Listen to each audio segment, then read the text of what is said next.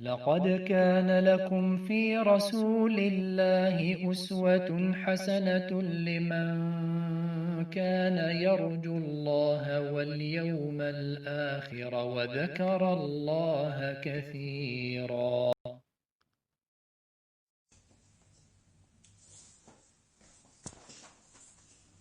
إن الحمد لله نحمده ونستعينه ونستغفره ونعوذ بالله من شرور أنفسنا ومن سيئات أعمالنا. من يهده الله فلا مضل له ومن يضلل فلا هادي له، وأشهد أن لا إله إلا الله وحده لا شريك له، وأشهد أن محمدا عبده ورسوله صلى الله عليه وعلى آله وصحبه وسلم. يا أيها الذين آمنوا اتقوا الله حق تقاته ولا تموتن إلا وأنتم مسلمون. يا أيها الناس اتقوا ربكم الذي خلقكم من نفس واحدة وخلق منها زوجها وبث منهما رجالا كثيرا ونساء، واتقوا الله الذي تساءلون به والأرحام إن الله كان عليكم رقيبا. يا أيها الذين آمنوا اتقوا الله وقولوا قولا سديدا يصلح لكم أعمالكم ويغفر لكم ذنوبكم، ومن يطع الله ورسوله فقد فاز فوزا عظيما. ثم أما بعد، فإن أصدق الحديث كتاب الله، وخير الهدي هدي محمد بن عبد الله، وشر الأمور محدثاتها، وكل محدثة بدعة، وكل بدعة ضلالة، وكل ضلالة في النار. أما بعد، إخوتي في الله وأخواتي، ما زلنا نقرأ رسالة شرح الأرجوزة المئية في ذكر حال أشرف البرية للعلامة ابن عبد العز الحنفي رحمه الله تعالى، بشرح الشيخ عبد الرزاق البدر حفظه الله تعالى. وبحمد الله عز وجل قد شرعنا في شرح البيت الأول. طيب، فالحمد لله قلنا إن بعض السلف ومنهم علي بن الحسين كان يقول: كنا نعلم مغازي رسول الله صلى الله عليه وسلم كما نعلم السورة من القرآن. طيب, donc on avait commencé la semaine dernière à expliquer le premier vers de ce poème, Al-Urjuza Al-Mi'iyya. Voyez, on avait dit que certains parmi les salaf, notamment Ali ibn Hussein, rahimahullah ta'ala, disaient: on nous enseignait la sira. On avait dit que le terme maghazi englobe de façon générale la biographie et la vie de Nabi sallallahu alayhi wa sallam, comme on nous enseignait la sourate du Coran, comme on nous enseignait une sourate ou la sourate du Coran. طيب, فالمراد بالسيرة النبوية في الاصطلاح ذكر أخبار النبي صلى الله عليه وسلم منذ ولادته إلى أن لحق بالرفيق الأعلى. On a vu que la définition de as-sira an-nabawiyya, la sira prophétique, c'est quoi? C'est l'évocation des informations concernant le prophète sallallahu alayhi wa sallam depuis sa naissance jusqu'à ce qu'il ait rencontré les compagnons les plus élevés, jusqu'à la mort. نعم. الحمد لله. وذكرنا أيضا أن السيرة النبوية باعتبار حكمها تنقسم إلى نوعين: ما هو فرض عين وما هو فرض كفاية. On avait dit aussi que l'apprentissage et la connaissance de la sira, de la biographie du prophète sallallahu alayhi wa sallam au niveau de son jugement se divisait en deux. Il y a certaines choses qui sont obligatoires à connaître de manière individuelle pour chaque personne. Celui qui ne les connaît pas, il est pécheur. Et ce qui est obligatoire de manière collective, c'est-à-dire que une partie seulement des musulmans se doivent de les connaître. Et s'ils les connaissent, alhamdulillah, cela décharge les autres de cette obligation-là. Donc parmi les choses qu'on a vues qui sont obligatoire d'être apprise et connue de chaque individu, de chaque personne. On a vu connaître bien sûr son prénom, Mohammed, son premier prénom, yani Mohammed sallallahu alayhi wa sallam. La deuxième chose, le fait de connaître, voyez, que c'est le serviteur d'Allah, le messager d'Allah et le sceau des prophètes, le dernier des prophètes. Troisième chose, de savoir qu'il est venu avec les preuves, les arguments, la guidance, il y a le Coran et l'islam, la religion de vérité. Et quatrième chose, le fait de croire que le Coran, le Karim, c'est la chose avec laquelle il est venu, qui confirme sa véracité, ainsi que son message, le message du Nabi sallallahu alayhi wa sallam.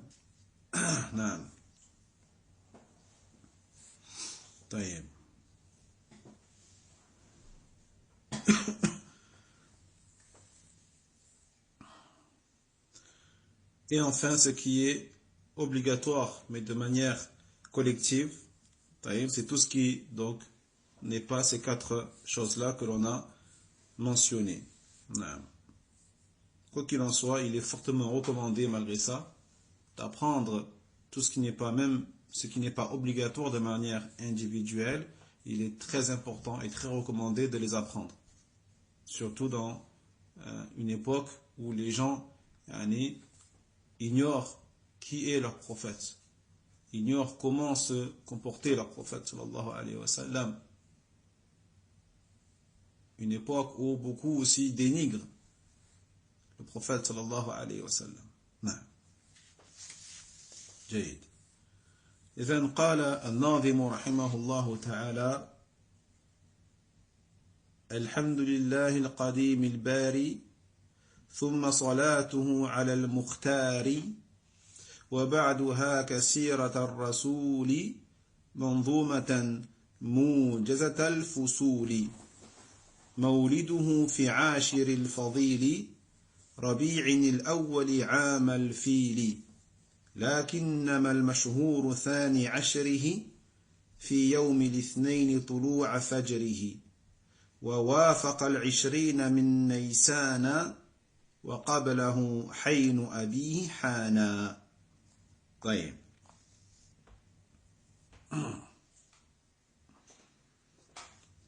فذكر رحمه الله تعالى في هذه الأبيات الثلاثة ما يتعلق بمولد الرسول صلى الله عليه وسلم، وهذا في جميع كتب السيرة هو أول ما يبدأ به من سيرته صلوات الله وسلامه عليه. فمولده أي مولد النبي صلى الله عليه وسلم في عاشر الفضيل ربيع الأول، أي في اليوم العاشر من شهر ربيع الأول. طيب، يعني في اليوم العاشر من شهر ربيع الأول. نعم. Donc, on va expliquer maintenant les vers 3, 4 et 5. طيب, il dit le poète: مولده في عاشر الفضيل ربيع الأول عام الفيل. Donc sa naissance, le 10e noble, le 10e jour de Rabi' al-Awwali, le 10e jour du mois noble Rabi' al-Awwal, Aam al-Fili, l'année de l'éléphant. Taïeb. Donc ici, l'auteur Ibn Abil Izz, rahimahullah ta'ala, mentionne dans ces 3 vers poétiques ce qui est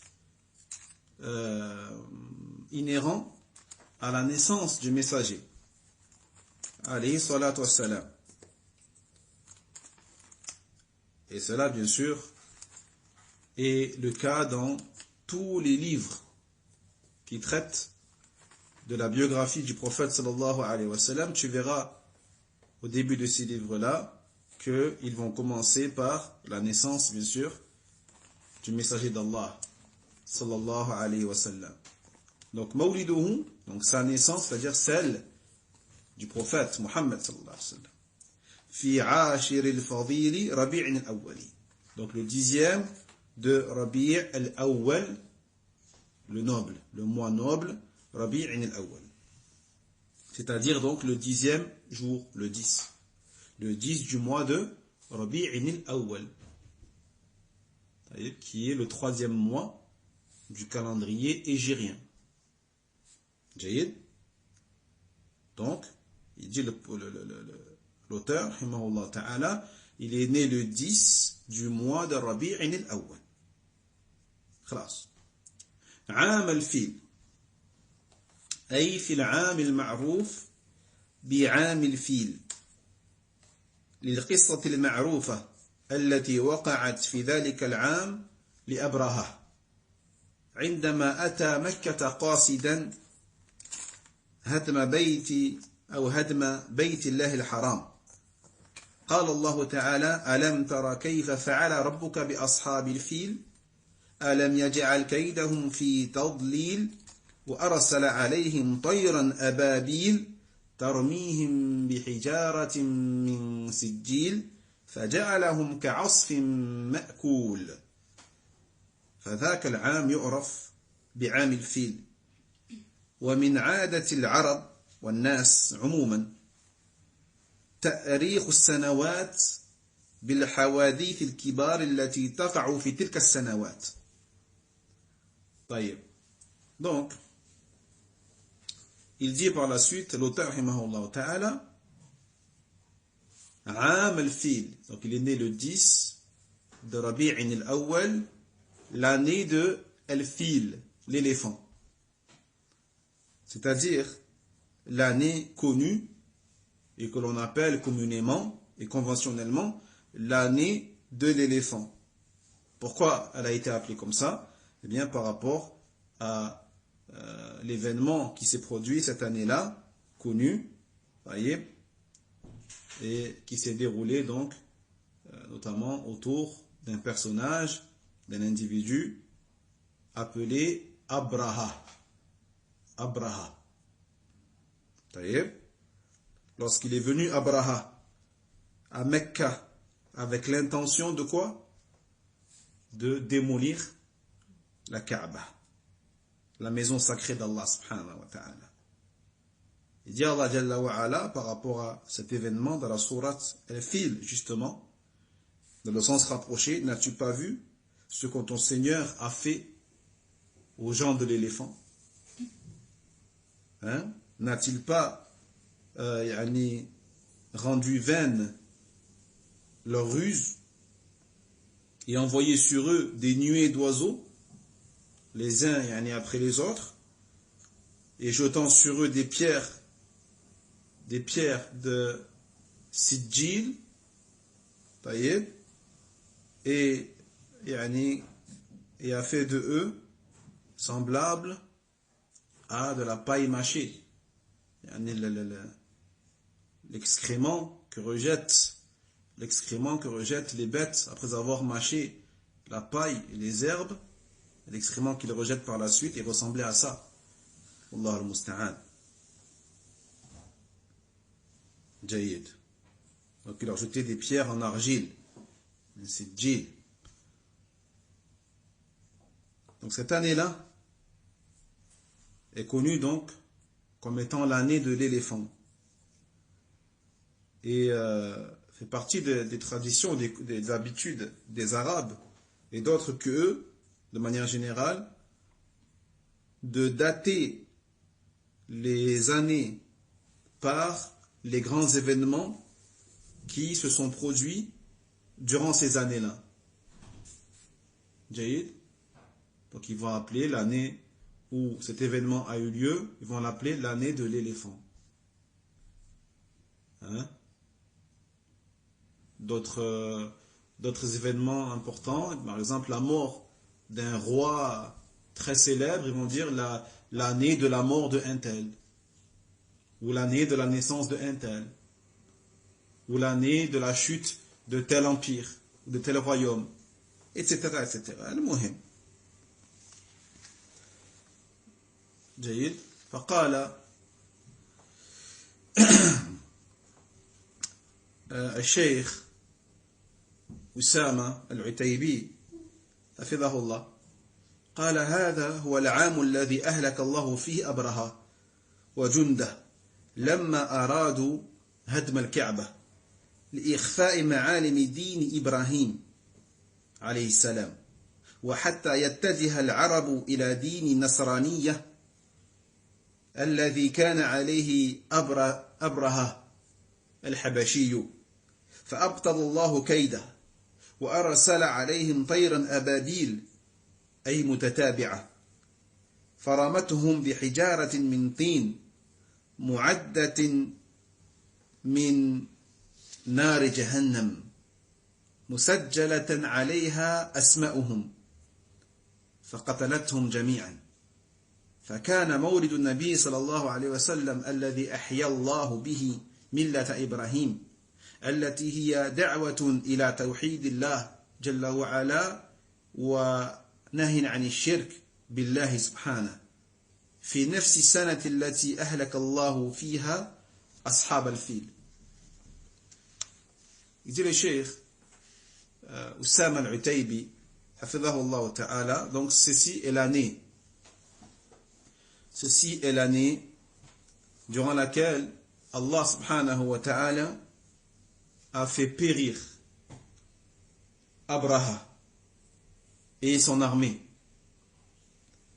Lorsqu'ils ont voulu, donc, comme on a dit, démolir Al-Kaaba afin de faire disparaître les signes ou les vestiges de la religion d'Ibrahim, alayhi salam, qui est le Kaaba. Et jusqu'à ce que, ou afin que les Arabes se tournent vers la religion des chrétiens, le christianisme, sur laquelle était donc Abraha, l'Abyssin. Et donc Allah subhanahu wa ta'ala a fait déjouer leurs ruses et a envoyé sur eux des oiseaux par nuée, les uns après les autres, qui ont jeté donc sur eux des pierres en argile préparées avec le feu de l'enfer et sur lesquelles étaient inscrits les noms de chaque personne. Et ils ont été tous exterminés.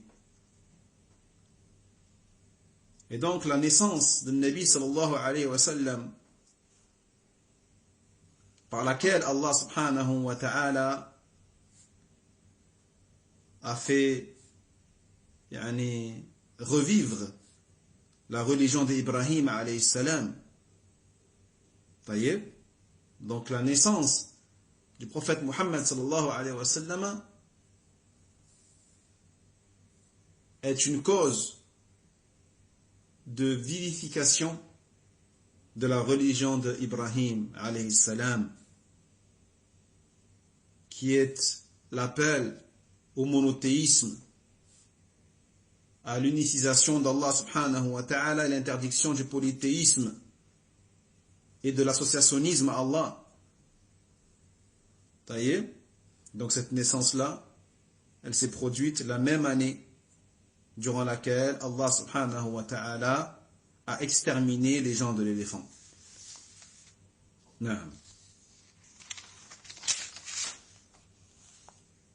ثم قال لكنما المشهور ثاني عشره أي المشهور أنه عليه الصلاة والسلام ولد في اليوم الثاني عشر من شهر ربيع الأول مشيرا إلى أن هناك خلافا بين أهل العلم في أي يوم من شهر ربيع الأول ولد صلى الله عليه وسلم فذكر هنا العاشر والثاني عشر وأشار إلى أن الثاني عشر هو المشهور عند أهل العلم. وقيل كذلك إن مولده عليه الصلاة والسلام في 8 من شهر ربيع الأول، وقيل غير ذلك. وقد قال الألباني رحمه الله في كتابه صحيح السيرة: وفي شهره أقوال ذكرها ابن كثير في الأصل، يعني البداية والنهاية، وكلها معلقة، يعني بدون أسانيد، يمكن النظر فيها ووزنها بميزان علم مصطلح الحديث، إلا قول من قال إنه في 8 من ربيع الأول، فإنه رواه مالك وغيره بسند الصحيح عن محمد بن جبير بن مطعم، وهو تابعي جليل، ولعله لذلك صحح هذا القول أصحاب التاريخ واعتمدوه. ثم قال: والجمهور على أنه في 12 منه، والله تعالى أعلم. Puis il dit donc, l'auteur Ibn Abil Izz, rahimahullah ta'ala, mais ce qui est le plus connu, c'est le 12 du mois de Rabi'in al-Awwal. Hein? C'est-à-dire le plus connu, le plus où l'avis sur lequel la majorité est à adopter est que le prophète sallallahu alayhi wa sallam est né le 12 du mois de Rabi'in al-Awwal. Donc il a dit cela, nous indiquant ainsi qu'il y a donc divergence entre les gens de science sur le jour donc à laquelle est né le prophète. Il est né le jour du mois de Rabi'in al-Awwal. Donc certains disent le 10, d'autres le 12. Et là il nous montre que le 12 est l'avis sur lequel, ou qui a été adopté par la plupart des gens de science. Certains disent également que sa naissance est le 8. Le 8 du mois de Rabi'in al-Awwal. Et d'autres disent autre que cela encore. Donc on a de nombreux avis à ce sujet-là. Il dit l'imam Al-Albani rahimahullah ta'ala dans son livre Sahih al-Sira, l'authentique de la Sira, de la biographie, il dit au niveau de son mois, du mois de la naissance du prophète sallallahu alayhi wa sallam, il y a plusieurs avis. Donc déjà même au niveau du mois, il y a plusieurs avis. Que Ibn Kathir a mentionné notamment dans Al-Bidayat wa Nihaya. Et il dit que tous ces avis, ils sont mu'allaqa, c'est-à-dire qu'ils ont été rapportés, mais sans chaîne de transmission, qui sont muttasila. Ce ne sont pas des chaînes de transmission complètes. Il manque des transmetteurs de hadith.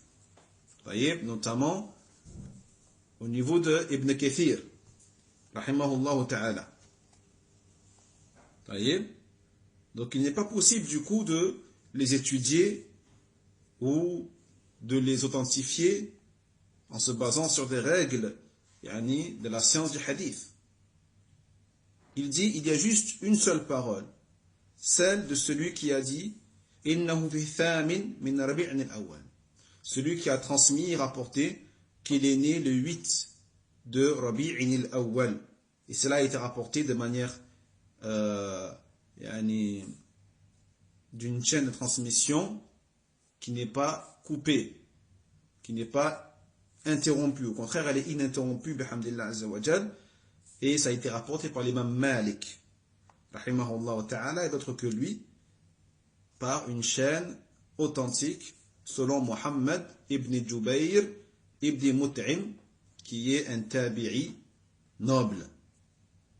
Et c'est pour cela peut-être, sûrement, que les historiens ont adopté et authentifié cet avis-là. Puis il a dit, mais la plupart on va adopter l'avis qu'il est né le 12. Wallahu a'lam. طيب.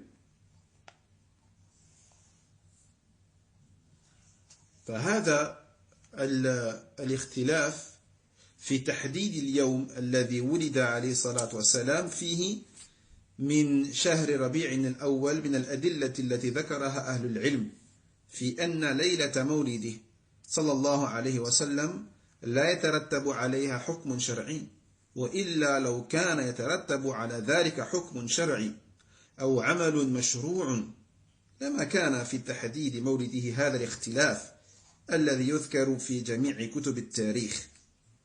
فمن جزم بيوم معين من شهر ربيع الأول أنه هو يوم مولد النبي صلى الله عليه وسلم فلا دليل واضح عنده على ذلك الجزم. Il dit, Cheikh Abdelrazak al-Badr, hafidahullah, que cette divergence concernant yani, le jour de la naissance du Nabi sallallahu alayhi wa sallam durant le mois de Rabi' al-Awwal fait partie des preuves énoncées par les gens de science sur le fait que la nuit de la naissance du prophète sallallahu alayhi wa sallam n'implique aucun jugement religieux. Car si le jour de sa naissance ou la nuit de sa naissance impliquait un jugement religieux ou un acte d'adoration particulier, eh bien il n'y aurait pas de divergence. Il n'y aurait pas de divergence sur la définition ou sur la date exacte de sa naissance,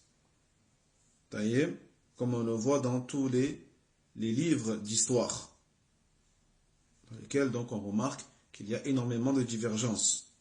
Ainsi, celui qui prétend être convaincu d'un jour précis, de manière absolue, du mois de Rabi' al-Awwal, que ce jour-là est né le prophète sallallahu alayhi wa sallam de manière absolue, mais celui-là, il n'a en vérité aucune preuve claire et explicite à ce sujet. Que dire alors des gens qui soi-disant, par amour pour le prophète sallallahu alayhi wa sallam, célèbrent sa naissance tel ou tel jour? Vous voyez, donc ceux-là, non seulement ils sont tombés dans l'innovation, car le Nabi sallallahu alayhi wa sallam n'a jamais célébré sa naissance, les Sahaba, après sa mort, n'ont jamais célébré sa naissance, et encore moins les Tabi'in et les gens qui sont venus après eux, parmi les Salaf. Et deuxièmement, donc, ils ont établi une date, alors qu'en vérité, cette date ne repose sur aucune preuve claire et explicite, et rapportée par السلف الصالح رحمهم الله. نعم.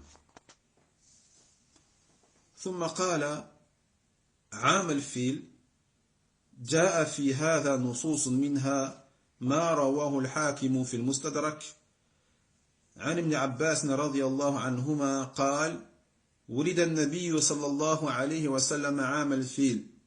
وقال الحاكم هذا حديث صحيح على شرط شيخين ولم يخرجاه.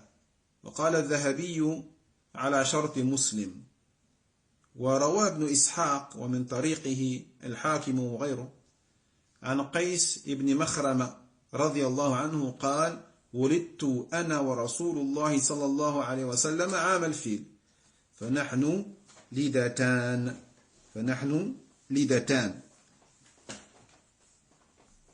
Non. Puis il dit donc Ibn Abil Izz, l'année de l'éléphant. Donc à ce sujet, donc on a parlé du jour, là on va parler de l'année. Donc des textes ont été rapportés par rapport à cela. Notamment ce qu'a rapporté Al-Hakim dans Al-Mustadrak, selon Ibn Abbas, radiyallahu anhuma, qui a dit que le prophète sallallahu alayhi wa sallam est né l'année de l'éléphant. L'année de l'éléphant. Il dit Al-Hakim, ce hadith il est authentique et il respecte les conditions des deux cheikhs. C'est qui les deux cheikhs? Al-Bukhari et Muslim. Bien qu'il ne l'ait pas rapporté, bien que Al-Bukhari ou Muslim n'ont pas rapporté ce hadith, Taïeb d'Ibn Abbas, malgré ça, il dit, il respecte les conditions des deux cheikhs. Il dit l'imam al-Dhahabi, rahimahullah ta'ala, il respecte aussi les conditions de Muslim, rahimahullah. Ibn Ishaq, rahimahullah, a rapporté, et également le Hakim et d'autres que eux, selon Qais ibn Makhrama. Qais ibn Makhrama, radiyallahu anhu, qui a dit, je suis né, moi et le messager d'Allah sallallahu alayhi wa sallam, l'année de l'éléphant. فَنَحْنُ لِدَتَانِ. Et nous sommes, yani lidatan, c'est-à-dire deux enfants qui sont nés, yani, la même année, qui ont le même âge, yani, qui ont le même âge. D'accord? En arabe, on dit lidatan, deux enfants qui ont le même âge. Donc ils disent, sahabi, Qais ibn Makhrama, je suis né, moi et le messager d'Allah, l'année de l'éléphant. نعم. فيقال فلان لدة فلان إذا ولد معه في وقت واحد. في وقت واحد. فالنبي صلى الله عليه وسلم ولد عام الفيل، واختلف بكم يوم كانت ولادته بعد حادثة الفيل، والأشهر أنها بعدها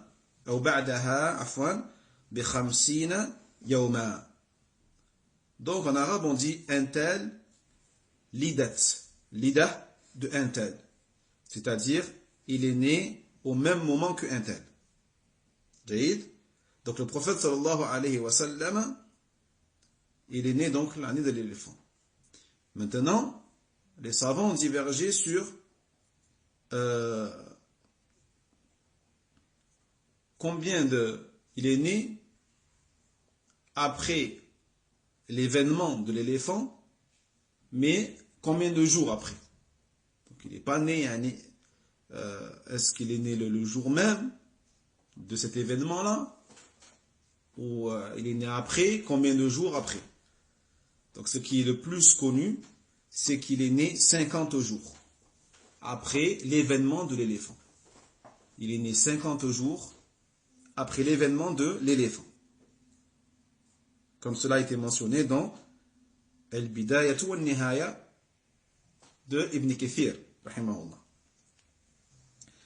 ثم قال في يوم الاثنين طلوع فجره، أي كانت ولادته يوم الاثنين، وهذا ثابت في الحديث الصحيح عنه صلى الله عليه وسلم كما جاء في صحيح مسلم عن أبي قتادة الأنصاري رضي الله عنه أن رسول الله صلى الله عليه وسلم سئل عن صوم يوم الاثنين فقال ذاك يوم ولدت فيه ويوم بعثت أو أنزل علي فيه. فيوم الاثنين هو اليوم الذي ولد فيه عليه الصلاة والسلام، وهو اليوم الذي أنزل عليه فيه، وهو اليوم الذي هاجر فيه من مكة إلى المدينة، وهو اليوم الذي وصل فيه إلى المدينة، وهو اليوم الذي توفي صلوات الله وسلامه عليه فيه، وكل ذلك نص عليه الناظم في موضعه المناسب من هذا النظم المبارك. Puis il dit, l'auteur, rahimahullah, fi yawm al-ithnain, le lundi. Donc le lundi, tulu' fajrihi, au moment de l'apparition du fajr. C'est-à-dire que sa naissance s'est produite un lundi, comme cela a été affirmé dans le hadith authentique de Nabi sallallahu alayhi wa sallam, comme l'a rapporté l'imam Muslim, selon Abi Qatada al-Ansari, radiyallahu anhu, qui a dit que le messager d'Allah sallallahu alayhi wa sallam, lorsqu'il a été interrogé sur le jeûne du lundi, sur le jugement du jeûne du lundi. Il a répondu, ceci est un jour où je suis né. Et également, il a dit, c'est un jour où j'ai été fait prophète, où on m'a révélé également. D'accord? C'est-à-dire le jour où il est né, c'était un lundi. Et également, le jour où Allah subhanahu wa ta'ala a fait de lui un prophète, c'était aussi un lundi. Et le jour également où le Coran lui a été révélé la première fois, c'était aussi un lundi. Subhanallah. Donc, le lundi, c'est le jour où il est né, alayhi salatu wassalam. C'est également le jour où Allah Jalla wa ala lui a révélé le Coran pour la première fois. Na'am. Et c'est aussi le jour où il est parti de la Mecque en se dirigeant vers le Médina. Donc c'est le début de la Hijra. Il est parti un lundi également. Et également c'est le jour où il est arrivé à Al-Médina. Donc sa Hijra ou son voyage, il a duré une semaine. Son voyage a duré une semaine. Il est parti un lundi de la Mecque. Il est arrivé une semaine après, un lundi, à Al-Médina. Et c'est le jour également où il est décédé. Salawatullah wa salamuhu alayhi. Donc tout ceci, le poète en parle dans ce poème, Al-Mi'iyya, bien sûr, lorsque on étudiera et on arrivera au chapitre concernant ces événements-là. جيد. ثم قال ووافق العشرين من نيسان. والنيسان يقال له إبريل وهو الشهر الرابع من شهور سنة الشمسية. فقال السهيلي أي أبو القاسم السهيلي في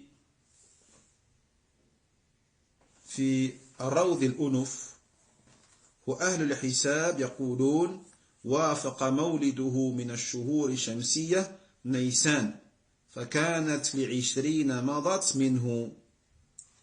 ولهذا قال الناظم هنا رحمه الله ووافق 20 من نيسان. جيد. Puis il dit rahimahullah ta'ala que la date de sa naissance elle concorde avec le vin de Naysan. Avec le vin de Naysan. Donc c'est quoi Naysan? Naysan, c'est l'un des noms que les Arabes y donnaient au mois d'avril. Le mois d'avril. Naysan ou Ibril. En français on dit avril. Donc c'est le 4e mois des mois de l'année solaire. Il dit As-Suhayli, rahimahullah ta'ala, dans son charh de la biographie prophétique de Ibn Hisham, intitulée Ar-Rawd al-Unuf, il dit que les historiens ou al-Hisab, les gens qui sont versés dans le calcul du temps, ils disent que la naissance d'un Nabi sallallahu alayhi wa sallam, elle concorde par rapport au mois solaire avec celui de Naysan, c'est-à-dire avril, avec celui de Naysan, le mois d'avril. Voyez? Et ils disent que exactement, il est né le 20 de Naysan, le 20 d'avril. Voyez, le 20 du mois d'avril. C'est pour cela qu'il dit ici, le poète, rahimahullah, wa wafaqa al-20 min Naysana. Et cela concorde avec le 20 de Naysan, c'est-à-dire le 20 avril. C'est-à-dire le 20 avril. ولهذا قال الشيخ العتيبي يوافق يوم ميلاد النبي صلى الله عليه وسلم اليوم 20 من شهر نيسان من أشهر الشمسية. وهذا على القول بأنه اليوم 12 من ربيع الأول.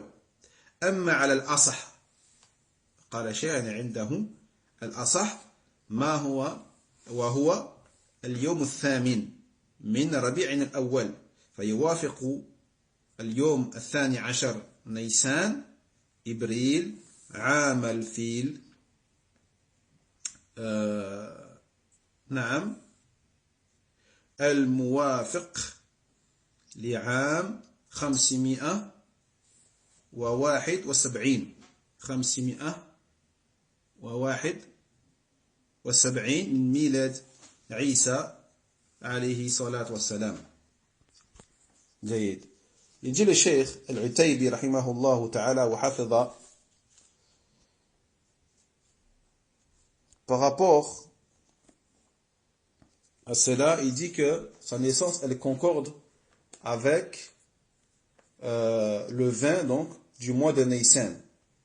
Avec le 20 du mois de Nissan, comme on l'a mentionné.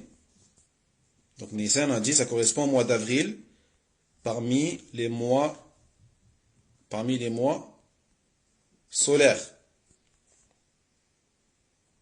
Jaïd. Et cela donc, en vertu de la vie qui dit que il serait né le 12. Il serait né le 12 de Rabi'in al-Awwal. Naam.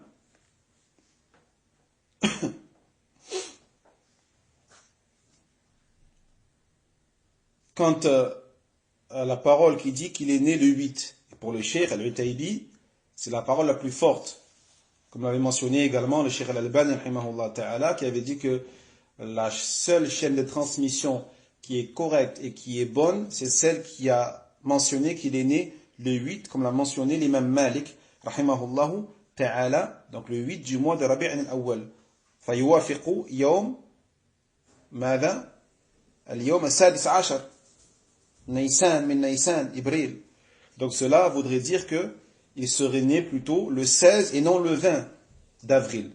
D'accord? Donc si on dit qu'il est né le 12 de Rabi'in al-Awwal, cela concorde avec le 20 de avril. Mais si on dit qu'il est né le 8, cela voudrait dire qu'il serait né plutôt le 16 de Rabi'in al-Awwal. Pardon, le 16 de Nissan, c'est-à-dire le 16 du mois d'avril. D'accord? Donc je résume. Ceux qui disent qu'il est né le 12 de Rabi'in al-Awwal, ils disent que cela concorde avec le 20 du mois d'avril. Ceux qui disent qu'il est né, au contraire, le 8 de Rabi'in al-Awwal, cela concorde avec le 16 du mois d'avril. Voyez? Et bien sûr, l'année de l'éléphant, qui concorde à l'année 571. 571 après la naissance du prophète Isa alayhi salam. Voyez, du prophète Isa alayhi salam. Donc nous on dit qu'il est né l'année de l'éléphant. Jaïd. Il dit le Cheikh al-Utaybi que cette année-là, l'année donc de l'éléphant, eh bien, il correspond à l'année 571 de la naissance de Isa alayhi salam.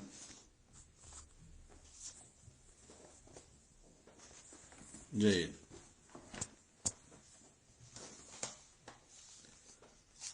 ثم يقول وقبله حين أبيه حانا، فالضمير في قوله وقبله عائد على مولد النبي صلى الله عليه وسلم، فقبل أن يولد عليه الصلاة والسلام حين أبيه حانا أي أجل والده حضر، فتوفي والده وهو حمل في بطن أمه على الصحيح، والحين بفتح الحاء الهلاك كما في القاموس وغيره. Puis dit l'auteur rahimahullah ta'ala, et avant cela, c'est-à-dire avant la naissance du prophète sallallahu alayhi wa sallam, la mort de son père est arrivée. C'est-à-dire que son père il est mort avant même qu'il soit né. Donc avant même qu'il naisse, l'heure de la mort de son père était arrivée. Et donc son père il est mort alors que le Nabi sallallahu alayhi wa sallam était encore dans le ventre de sa mère, étant encore un fœtus dans le ventre de sa mère. Jayyid. Donc, al-haynu, de la langue arabe, al-haynu, avec fatha sur le ha, c'est la mort, al-halak. Comme on l'a vu dans, ou comme on peut le voir dans al-qamus et autres. واختلف أهل العلم في وفاة والده عليه الصلاة والسلام هل كانت وهو حمل أو بعد أن ولد. الصحيح أن وفاة والده كانت وهو حمل في بطن أمه، وهذا الذي جزم به ابن إسحاق في السيرة، بل لم يذكر غيره أو بل لم يذكر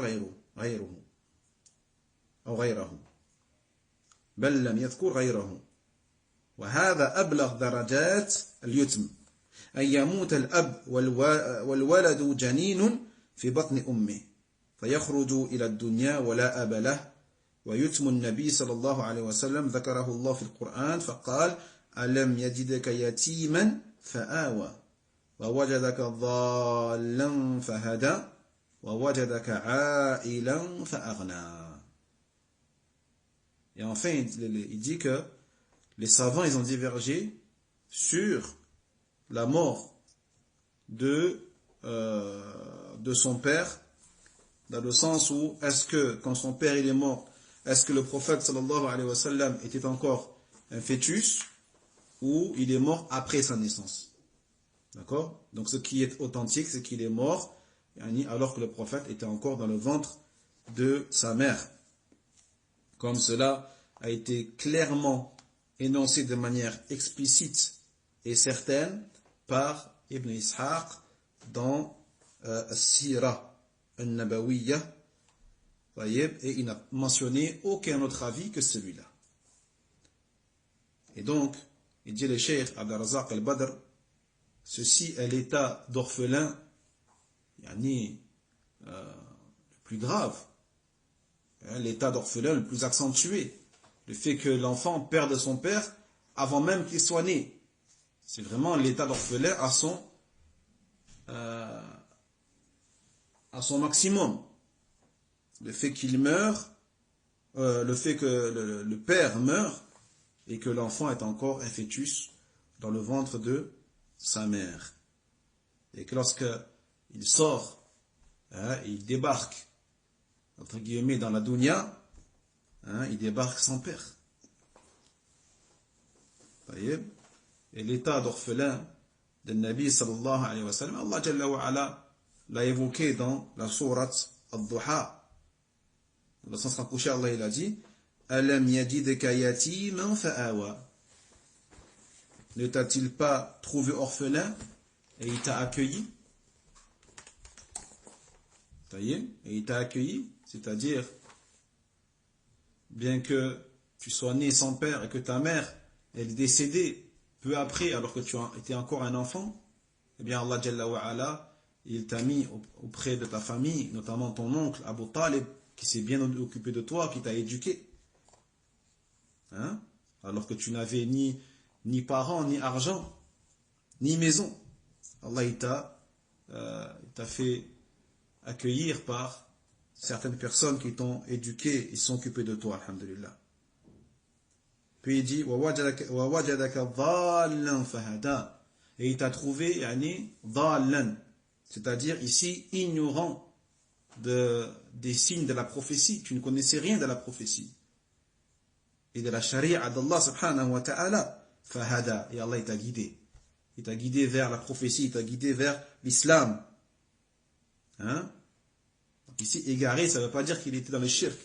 Là, ici, dhal, ça veut dire qu'il était ignorant de la prophétie, ignorant de la législation islamique. Et il t'a trouvé pauvre et il t'a enrichi. C'est-à-dire il t'a enrichi notamment par l'argent de ton épouse Khadija radiyallahu anha, qui était très riche. Allah il t'a enrichi, alhamdulillah. Tu t'es marié avec elle et il t'a enrichi par elle, et aussi également par la suite par les nombreux butins que tu as gagnés par la suite avec les musulmans, alhamdulillah. نكتفي بهذا القدر إن شاء الله تعالى، ونواصل الأسبوع القادم بعون الله سبحانه وتعالى. اللهم صل على محمد وعلى آل محمد كما صليت على إبراهيم وعلى آل إبراهيم إنك حميد مجيد. اللهم بارك على محمد وعلى آل محمد كما باركت على إبراهيم وعلى آل إبراهيم إنك حميد مجيد. هذا والله تعالى أعلم، وسبحانك اللهم بحمدك أشهد أن لا إله إلا أنت أستغفرك وأتوب إليك. بارك الله فيكم، والسلام عليكم ورحمة الله وبركاته. وينجي الله الذين اتقوا بمفازتهم لا يمسهم السوء ولا هم يحزنون.